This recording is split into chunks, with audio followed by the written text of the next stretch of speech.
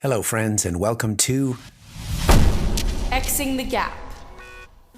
Today, I'm sharing the mic with two of Canada's most accomplished writer-performers, Sugith Varughese and Anusree Roy.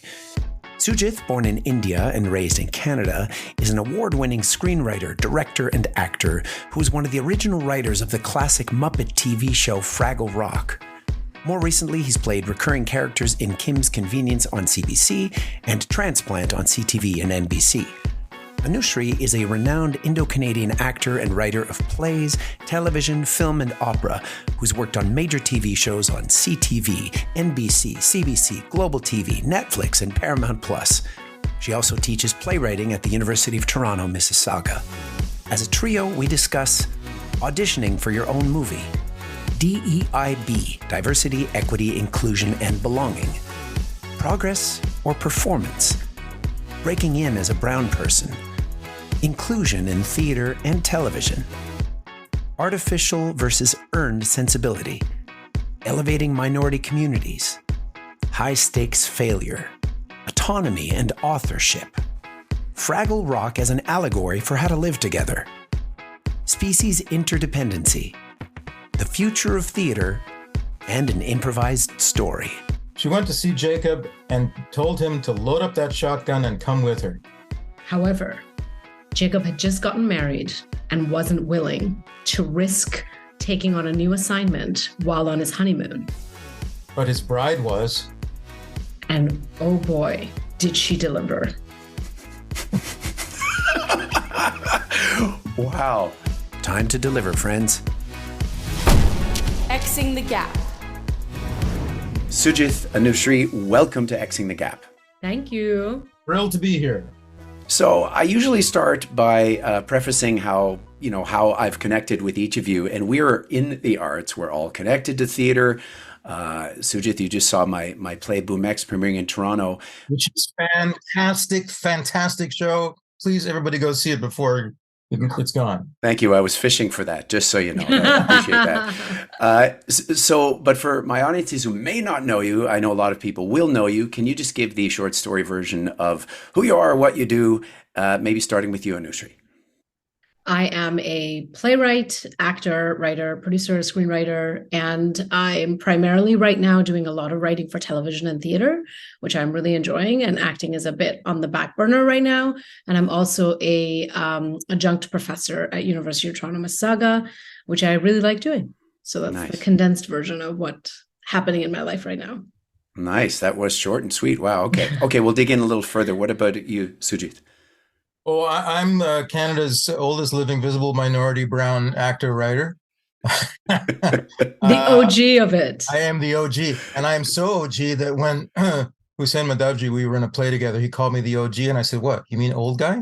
Because that's really how out of it was.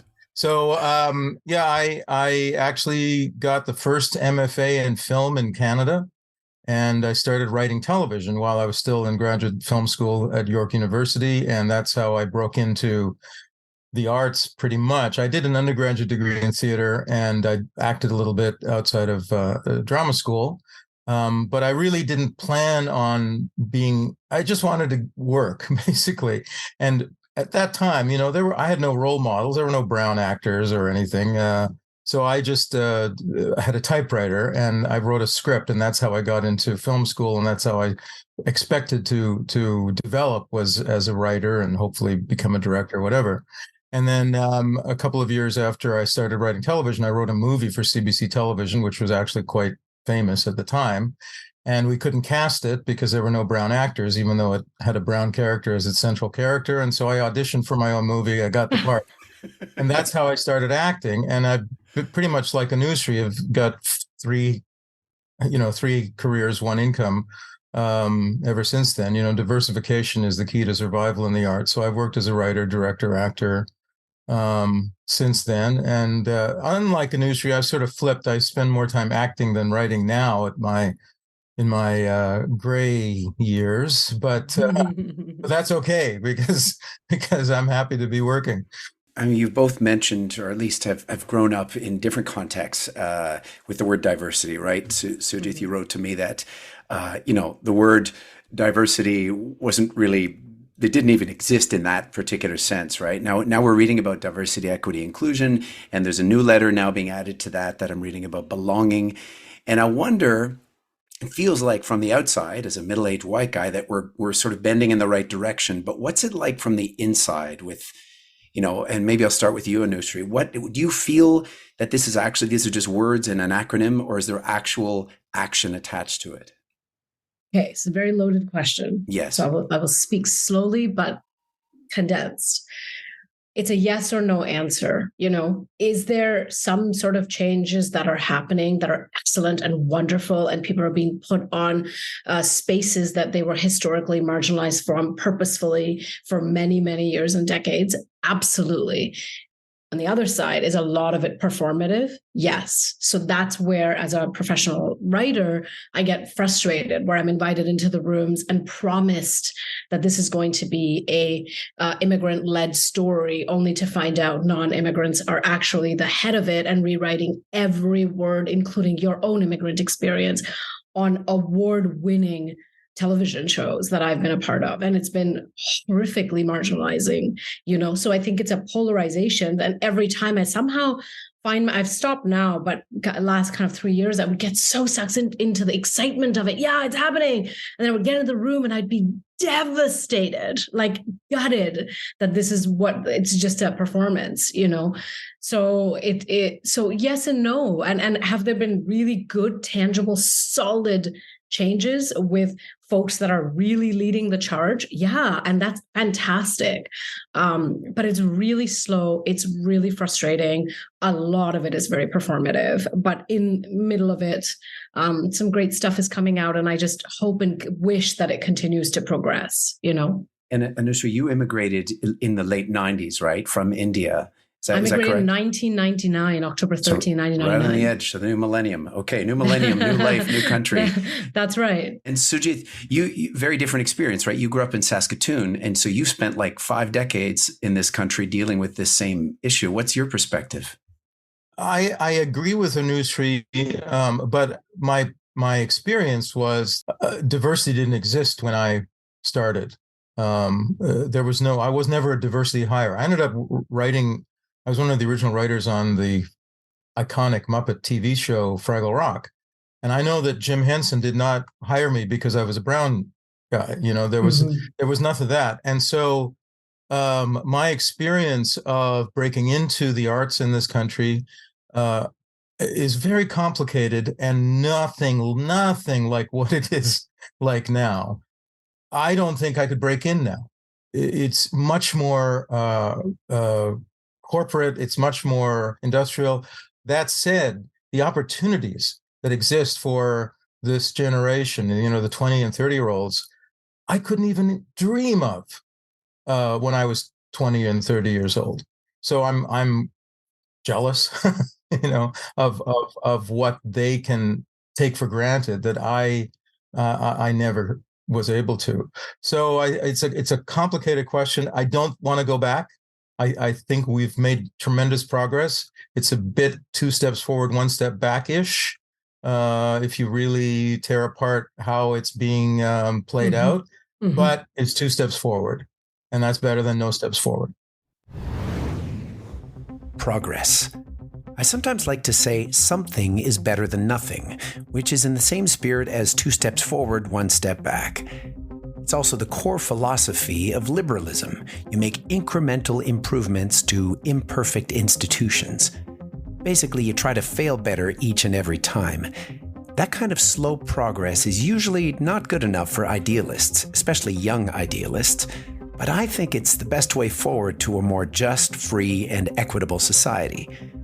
Martin Luther King Jr. famously said that the arc of the moral universe is long, but it bends towards justice. But apparently, when he was off the podium, he would tell people that the arc doesn't bend by itself. We have to get off our asses, join with others, and bend the damn thing ourselves. Are the steps being taken further in theater or in this world that you're both very connected to now in television? Do you feel that the biggest strides are moving there, or is it always a tricky question of yes and no? In my experience, the biggest strides are in this on screen. Okay.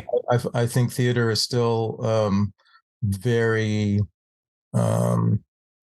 it hasn't understood what's going on in the way that I find television has.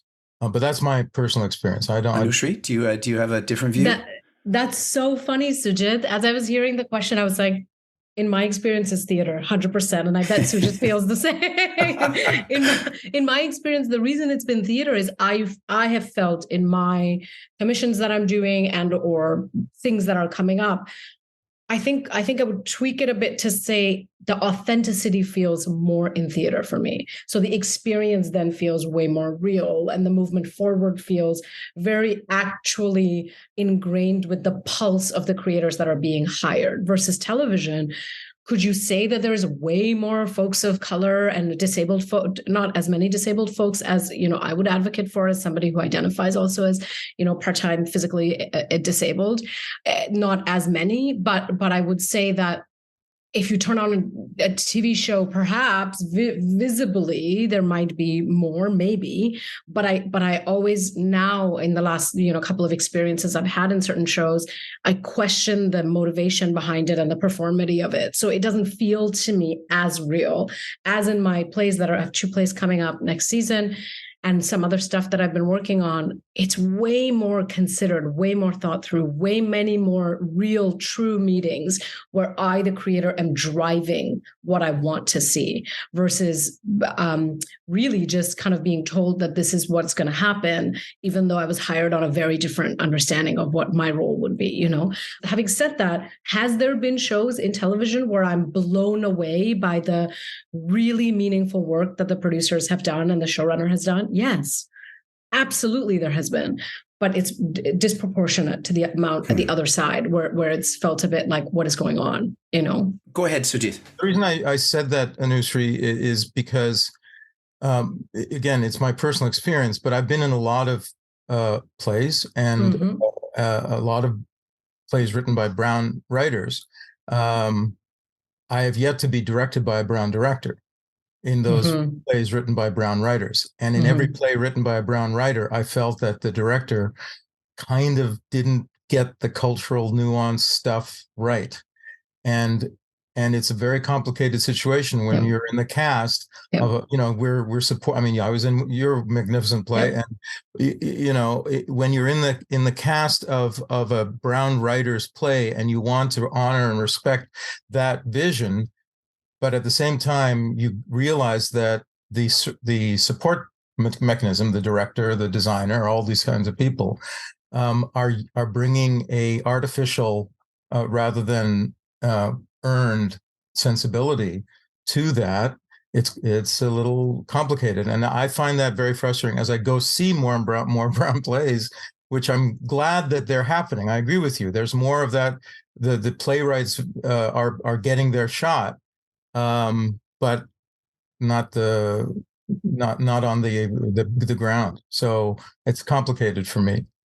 I recently had a situation where I was being asked to give rights to one of my pieces. And I remember thinking, yes, and so who's directing and who's producing? And I'm always saying no to these rights if it's not like exactly what I want it to be, because I'm not going to be in rehearsal. So you want to make sure that, if it's a company that's far away that's producing. And that was the big conversation, where a non-diverse person was like, I will direct and I'm going to have a diverse person as like my assistant. And I was like, but why? Why can't you get, what is the learning that they have to do? They've already directed. So why can't you? So I just kept saying no. I was like, no, it's just not. But my thought always is like, what's underneath that? Because I don't want to say it has to be so if it isn't real and good and true, there's no need to. So I'm always going, who's going to produce it? What's the budget? Who's underneath it? And why are we just giving all the unimportant parts to the brown people that are kind of filling the thing of the intern and the person sitting in? How can we elevate? Elevation. When talking about social progress, we often use language like lifting and elevating to elevate someone out of poverty or to lift the weight of oppression or injustice or tyranny. In my little world of theater, we also speak of lifting people's spirits or heightening people's experiences. And it goes both ways. When I'm creating something with a team of theater collaborators and then presenting it in front of an audience, there's probably nothing that makes me feel more alive and on top of the world. Television and film sets never quite feel the same way for me. So much money involved and so much at stake with no audience love coming at you. It's hard to feel elevated in that environment. I usually feel small, stressed out, and constantly afraid I'm going to fail. I think your point about the money in television is so accurate. I recently wrote for a TV show where per episode was $4 million to produce. It's a lot of money. That's a lot of money on stake. So to make mistakes there and to fail gloriously, which I have so much done in any other medium that I've worked on, you don't have that chance. No. You cannot do it. So I remember breaking, and this particular showrunner for the show that I'm talking about was really considerate about all the issues that were being spoken about. We had 1,000 consultants consulting on a variety of different things, and she really got what needed to get done. So good for her. I remember coming in to break my episode, and I'm not kidding, Rick. Like, I spent alone probably 30, 40 hours, even before I stepped into the room, just making my board of multiple pitches just for my own episode on multiple storylines.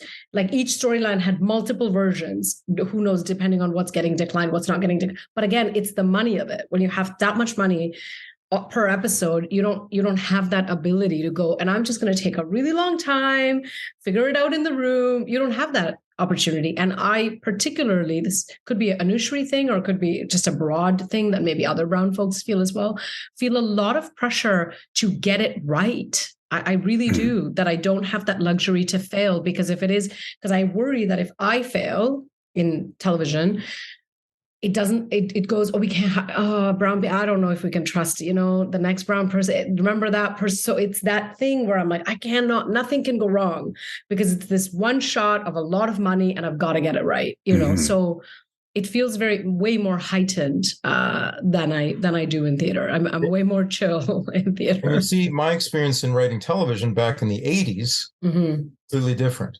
With Fraggle in particular, or everything? With Fraggle Rock in particular, but with the CBC, I started writing for CBC, and it was because it wasn't that corporate.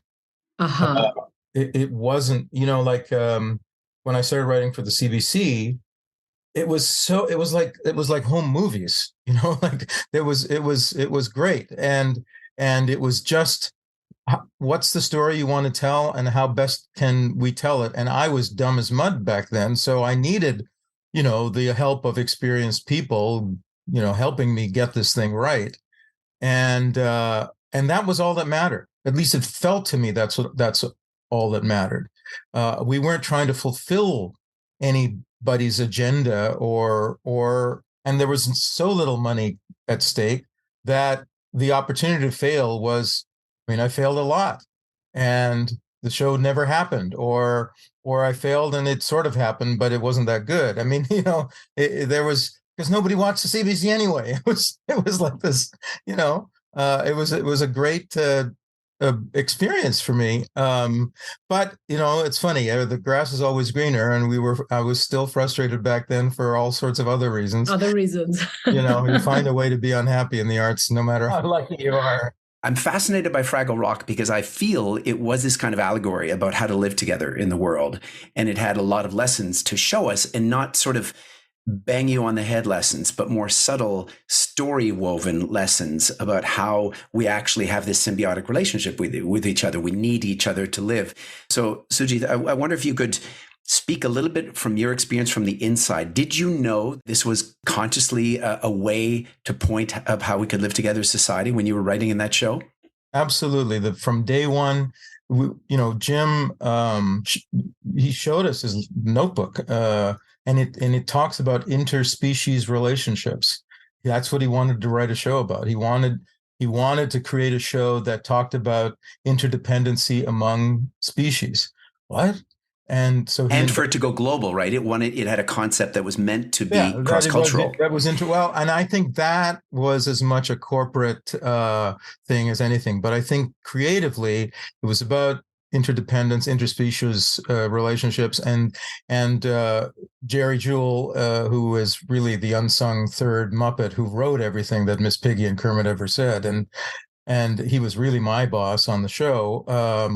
He came up with a way to tell the story of these three different species, Fraggles, Gorgs, and Doozers, that showed how they depended on each other and didn't know it.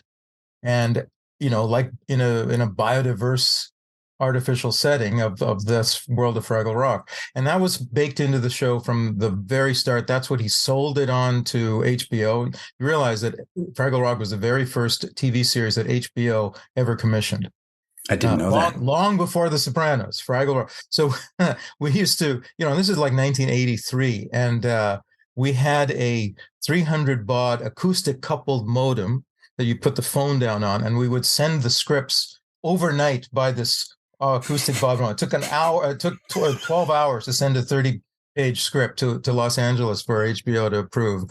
And this is the world we're working in. As I always say this about Fraggle Rock, as much fun as you think it was more fun. I mean, Jim was there, but he wasn't there 100% of the time. But he did direct one of my shows, and he was Kermit the Frog. I mean, he was this really soulful, meditative, soft-spoken guy, hardcore businessman if push came to shove. But he knew well enough to surround himself with talented people and let them do their jobs. Mm-hmm. And I think everybody on that show was really working at the top of their game. And he was really smart enough to let everybody have autonomy and authorship of their part of it.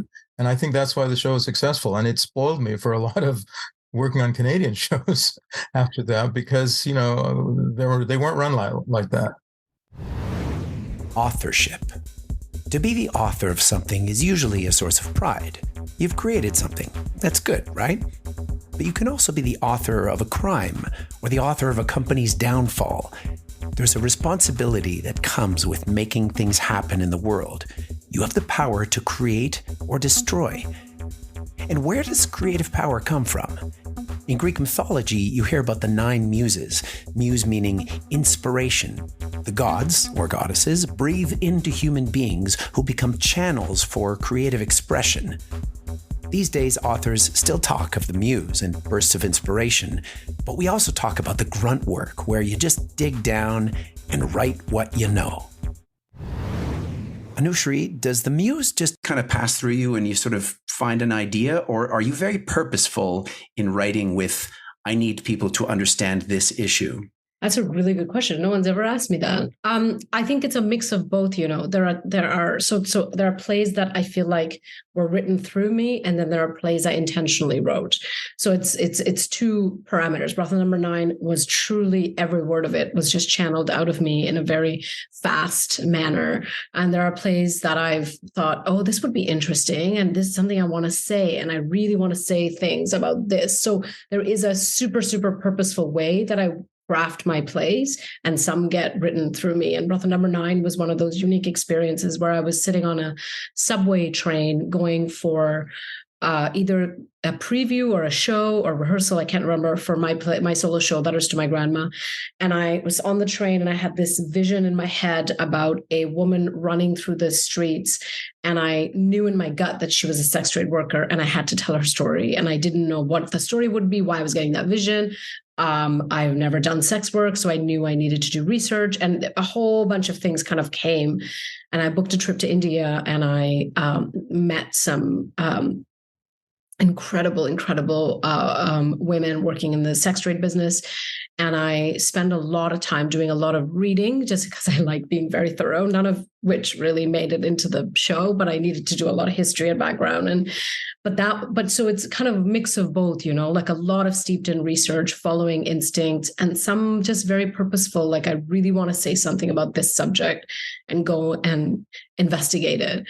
But Brothel Number 9's gut feeling, and then following through with the intention of meeting folks, was one of the most profound and actually terrifying experiences I've done a lot of research for my plays, but I've never been actually more scared than I was those meetings, because I couldn't it could go this direction or this could go this direction, like very fast. So I remember being quite overwhelmed in some of the brothels that I was in. And I met this one particular person who was amazing, and they made me swear that I would never use any of their stories and or names, and I had to sign a thing and share the recording. So they really trusted me. And there was a moment there when I was interviewing this lady who was amazing and wonderful. And Sugith, you may have heard this story because you were in the workshop of Brothel Number 9's initial drafts. And she said to me, I could ruin your life in 1 second. And I remember it went like that. And I thought, what do you mean? Because I had gone with a person who worked with an NGO and they knew them. And then she said, all I would do is say to you, why don't you go in that room and take some photos? And you really are curious about our world. You're writing everything down, and you'd go in. And I would just lock the door behind you and you'd never escape. And you'd be one of us before you know it. And I remember having chills down my spine. And then she started laughing. And she was like, kidding, haha. And I thought, oh my God, what's happening? This is so scary.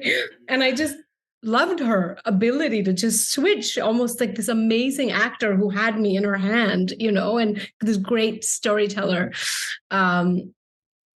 Anyway, yeah. So my career in theater and television, I have a couple of shows in development, a couple I'm trying to sell, has been very instinct based and or specific things I want to speak about. Mm-hmm. Rick, can I just say, when you said that whole adage of write what you know, I actually think it applies for anybody in the arts. And it's not about write what you know, it's tell the story only you can tell. And why I say that is, getting back to Fraggle Rock, the reason I mentioned the other writers is I can tell, looking at the shows, who wrote which episode, because their authorship and their specificity in writing a show that wasn't our story, it wasn't our show, it was Jim Henson's vision, but still within that, I can tell that that's a BP Nichols script. Oh, that's a David Young script. Oh, that's one Sugith wrote. And it's because we were each telling the story that only we could tell. And I think that applies in all aspects of the arts. You mentioned Deb Sinha. Well, Deb Sinha is a sound designer. He sound designs in a way that only he can sound design. You know what I mean? I can tell when Deb Sinha's the sound designer. Same here. Because it's his, he's sound designing only the only way he knows how. I mean, it's what makes art work. Right. Mm-hmm. Yeah. If you work in television, and you're on a good show, that the costume designer is telling the story in their clothes. They're not just dressing you, right? They're storytelling. And that's why I say, it's about telling the story that only you can tell. And that is where the art lives. It's true. And I say it to my Gen Z students that I drill it in, that you've got to be able to tell. All the stories have been told, all of them have been told, but it's not been told in your lens, your experience. That is where the uniqueness comes from. And also for me, honestly, at the end of the day, for me, are my characters telling the truth for what is true for them? That's what moves the boat for me. Like that's what my navigation is there. Whatever is their truth, are they, or am I just adding things to make it a certain way? Then it's never going to work. And I've had plays up there that has not worked, and I've had to sit back and go, what was the thing of it that went wrong there? But yeah. Here's a last little question. Shit, I realize we got to wrap it up, and I gotta at least twist to the game thing. But one last question, impossible question. Post-COVID theater, where is it going? Do we have a living, thriving art or a slowly dying art?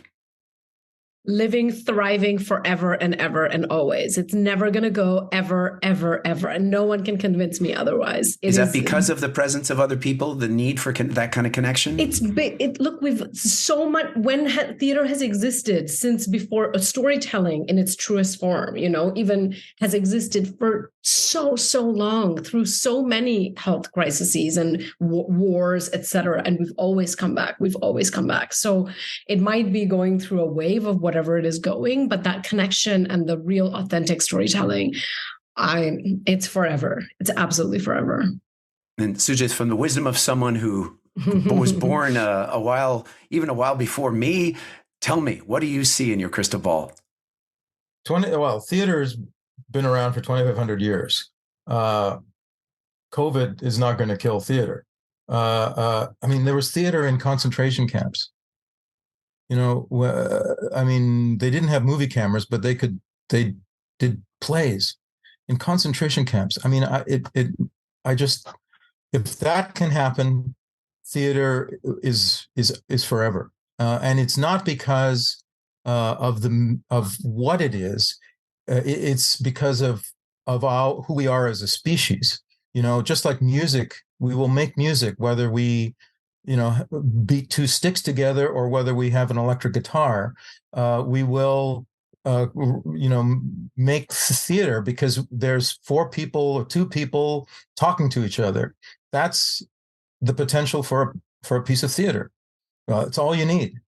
Everything else, opera, film, television, requires a bit more infrastructure, but you don't. And so I just think that theater will continue to evolve and be reinvented. I think it needs to be supported. It should be respected, that's the struggle. But it will survive. Okay, listen, you guys have been great. I'm going to not do a game show because Anusree, I promised I wouldn't, and you don't like trivia. And I won't even get to why you don't like trivia, but that doesn't matter. That's the only reason I was doing this. I'll just say, last time Sugith and I were together, which was a few months ago, we were in a trivia together, and I hate them so much because I spectacularly, we were just, I don't even know what we were doing. My husband was playing with us as well, and it was just a complete when I joined the team, show. we did okay. We did okay after I joined. Sugith. Well, another time. Calcium. Ryan will still not let the calcium go. For another time. Maybe we should have done a cooperative game. Okay, let's do a cooperative thing. Let's create a story together. Anusree, why don't you start with a story, 1 sentence, and then go back and forth. Okay, I'm just going to go with whatever is there. Yes? Yes. Okay, I'm excited. Once upon a time, there was a young girl with a golden ribbon. Her name was Carol, and she lived in a tree. She realized soon after that there were mites. She decided to name them Frank and Bill. One evening, she had a brilliant idea. She was going to find somebody to get rid of Frank and Bill before they ate her out of house and home. As she continued mulling over this, she remembered Jacob. Jacob had a shotgun. She went to see Jacob and told him to load up that shotgun and come with her. However, Jacob had just gotten married and wasn't willing to risk taking on a new assignment while on his honeymoon. But his bride was. And oh boy, did she deliver. Wow. And I'll add some music to that. That's going to be an awesome one for the ages. Keep the channel open, indeed. That's just Act 1. It's always fun just to chat with really, really smart, creative, multidisciplinary folks like you. And I'm just grateful to get a chance for you not to just hear me blab all the time on stage, to actually hear from you and share your insights. So thank you both. Thank you so much. So great to see both of you. And thank you, friends, for tuning in and supporting the Xing the Gap podcast. As always, thanks to my 2 guests, Sugith Varughese and Anusree Roy. You can follow Sugith with the links in the podcast description and catch him in seasons 3 and 4 of Transplant on CTV and NBC, in the upcoming disaster movie Super Icyclone, and in Flipping for Christmas, both coming to streaming services near you. Anusree has a playwriting intensive coming up and a ton of projects on stage and on screen, and you can find out more at anusreeroy.com and caliroyinc.com. My name is Rick Miller, and I wrote, recorded, and edited this episode with multimedia by my team at Kidoons. For more about the Boom Trilogy and our many other projects, visit kidoons.com or boomtheshow.com. Thanks also, as always, to my partners on this podcast, LEAP, an online community where life experience meets innovation, created by CABI, the Center for Aging and Brain Health Innovation. For more info or to become a LEAP member, visit cabi.com/leap. If you're on a podcast player, please follow us, write a review, tell someone about this or other episodes you liked. You can also send me any questions, comments, or feedback, Rick Miller Actor on Twitter or Instagram, or email rick@rickmiller.ca. And hey, in a polarized world, you have a choice. Build a wall or build a bridge. Build bridges, not walls. Xing the gap.